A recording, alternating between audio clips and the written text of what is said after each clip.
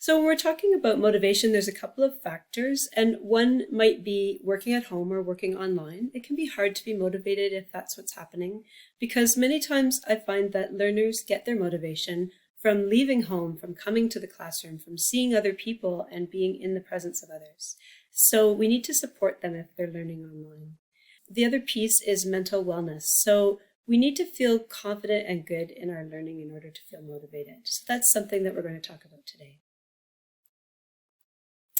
However, that having been said, we are not expected to be mental health professionals. We're just learning how we can support learners within their learning. This slide says pandemic learning challenges. Hopefully by the time you watch this, the pandemic will be over. But these learning challenges actually include learning challenges that learners have in every year that I've ever worked in literacy. So these are the most common learning challenges, whether a learner is working at home, online, in the classroom. Lowered concentration, difficulty with organization, trouble with memory, lowered self-esteem and self-criticism, and that's especially true if there are life stressors. Frustration is really common. Lateness or absences, especially again under periods of stress.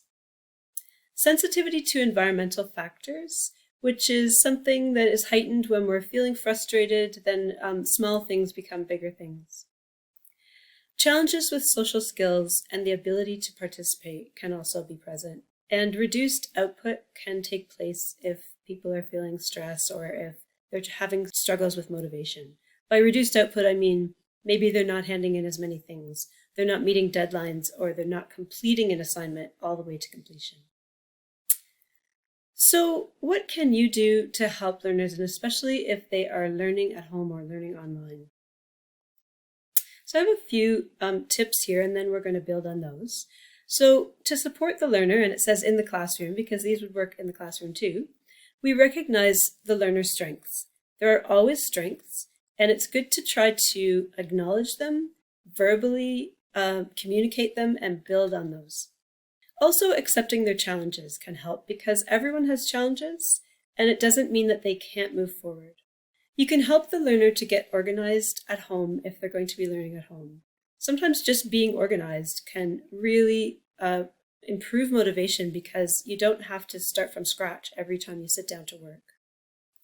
Building routines is another big one that can really make a difference because if we don't have to think every day, if the learner doesn't have to think every day about what they should be doing, but they're just following a routine, it makes it a lot easier to get started. And then it's really important to be praising learners for small steps. It's hard to be an adult learner at any time, and if you're learning online, it can be harder because there's a sense of isolation. So praising them for trying and for participating is really important. Also, you can show confidence in them. It means a lot to learners if you say that you know they can do it or that you've seen that they can do it, even if you can point out a small success they've had and say, I saw you do this, so I know you can do the next thing. Sometimes you're the only person that's saying anything like that to them, and it can make a really big difference in their motivation.